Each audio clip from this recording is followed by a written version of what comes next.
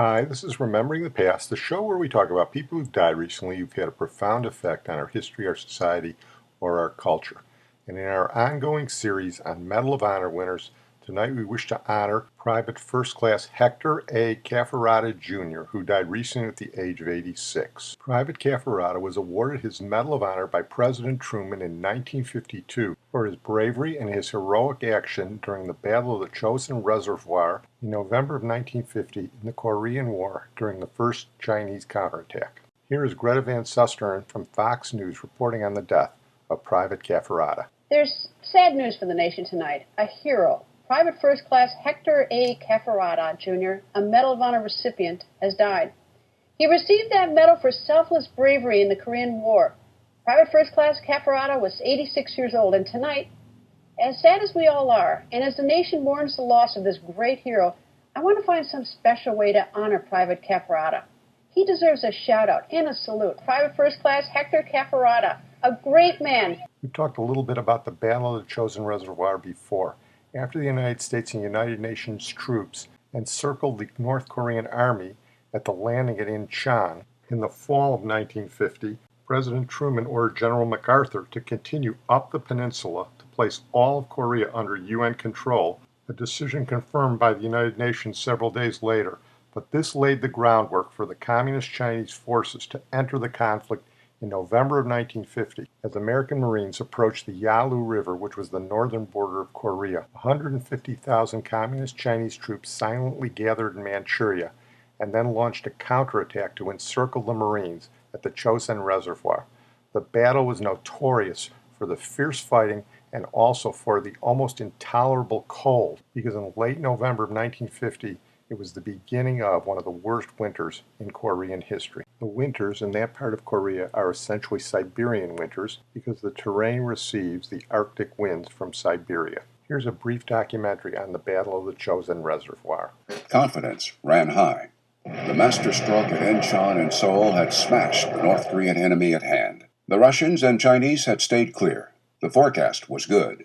Assuming victory, the UN command changed its strategy. As part of 10th Corps, the 1st Marine Division was sent climbing into the Sawtooth Tieback Mountains on a headlong race for the Yalu River, the far northern border of North Korea.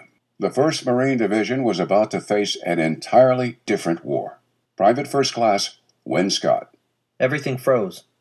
Our carbines wouldn't work, artillery rounds fell short, sometimes into our own positions. Morphine froze hard as stone. The corpsmen carried the syrettes in their mouths to keep them thawed out enough to help numb the wounded. Second Lieutenant Patrick Rowe. Around noon that day, an excited civilian appeared with the news that Chinese Army Patrol had entered his settlement and ordered all the civilians to evacuate their houses because 10,000 Chinese troops needed shelter. In one of the greatest troop movements in history, 150,000 Communist Chinese regulars had marched through Manchuria undetected and surrounded the 1st Marine Division at the Chosin Reservoir, which is known to Koreans as Chonjin. Private First Class Robert Cameron was there. I heard this racket down the slope. It was like a sound of Chinese birthday party, weddings, and the funeral all rolled into one. People chanting, blowing horns, ringing bells, clashing cymbals, beating drums. At 2:30 in the morning, during a blinding snow squall, with the temperature jamming rifles and freezing hands at 20 below zero, the Chinese struck. When the illumination rounds popped overhead, I saw a whole lot of people headed our way. I'm telling you, there were 1,000 individuals down there in massed infantry formation. When dawn finally came, and the fury of Marine fighter planes arrived to drive off the surviving Chinese, the Marines on the ground had suffered enormous casualties, but their positions held. For 3 days and nights, things only got worse. The demonic cold and ferocious Chinese attacks exacted terrible tolls. The threat of annihilation hung over the Chosin Marines. These were hardships that few Americans had ever endured. Task Force Faith, the Army forces on the east side of the reservoir, were cut off and nearly annihilated. Those who escaped did so across the ice. The ferocity of Task Force Drysdale's journey through Hellfire Valley, where a combined force of U.S. Marines, Army, and British Royal Marines was savagely battered by Chinese forces holding the surrounding high ground. And the epic stand and rescue at Tak Kong Pass, where the 250 Marines of Fox Company held a crucial high mountain pass for 5 days against an enemy regiment. Relief finally came from a battalion of Marines led by Lieutenant Colonel Raymond G. Davis, who fought their way through blizzard conditions in the dark and wind chills of 50 below zero to bushwhack across the wild mountain ridges and reinforce the Marines of Fox Company and release the Marines trapped to the north. Lieutenant Colonel Davis. Some fellow Marines were in trouble. We were going to rescue them, and nothing was going to stand in our way. The Marines counterattacked and fought their way clear of every ambush and penetration. Every Marine gave his all.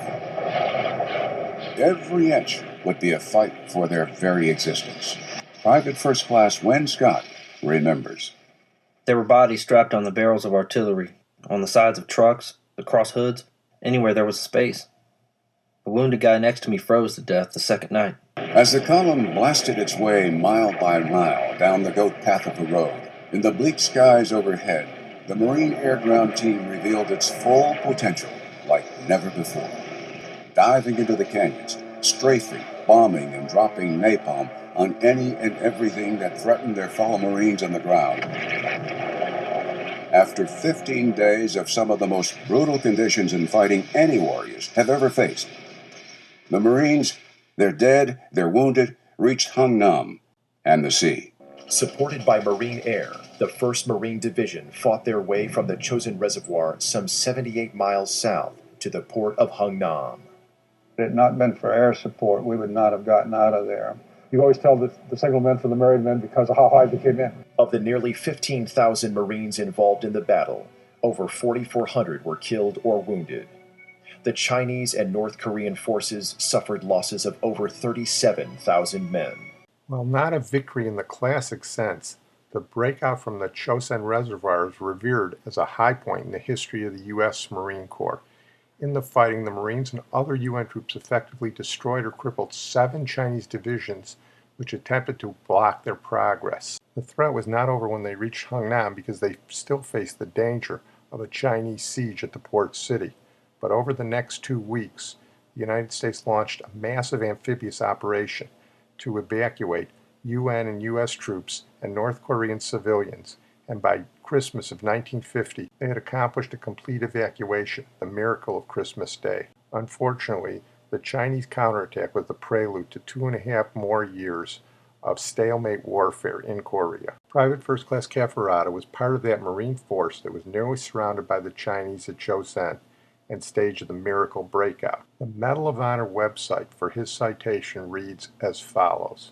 Private First Class Hector A. Cafferata, Jr., Company F, date of issue November 24, 1952. Place and date Korea, November 28, 1950. Organization U.S. Marine Corps, Division 7th Marine, 1st Marine Division.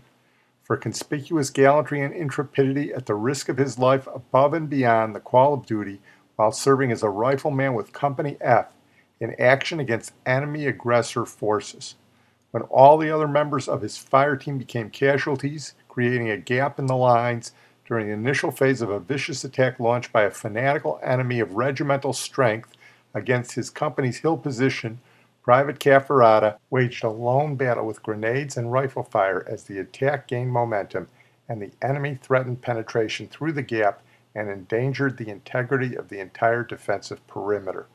Making a target of himself under the devastating fire from automatic weapons, rifles, grenades, and mortars, he maneuvered up and down the line and delivered accurate and effective fire against the onrushing forces, killing 15, wounding many more, and forcing the others to withdraw so that reinforcements could move up and consolidate the position.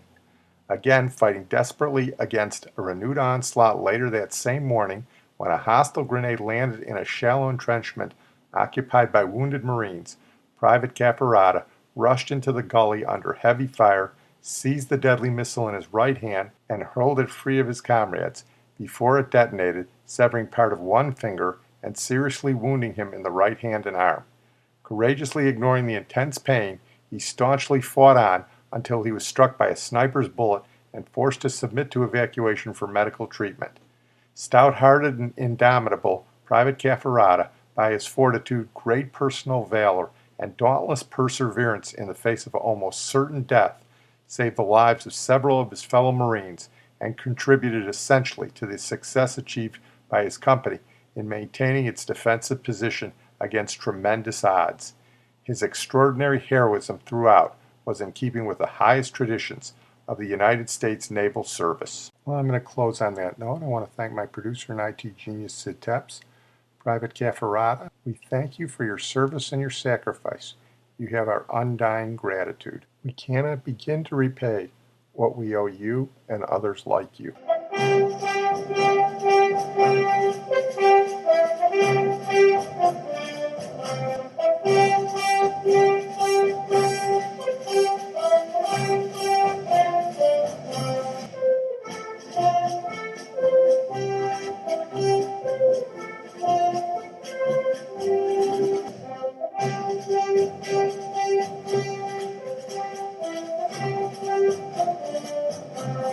All I know is that I'm proud that even though I never went to boot camp, I can call myself a Marine.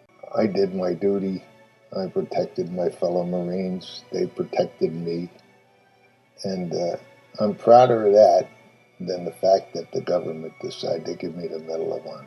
And Semper Fidelis.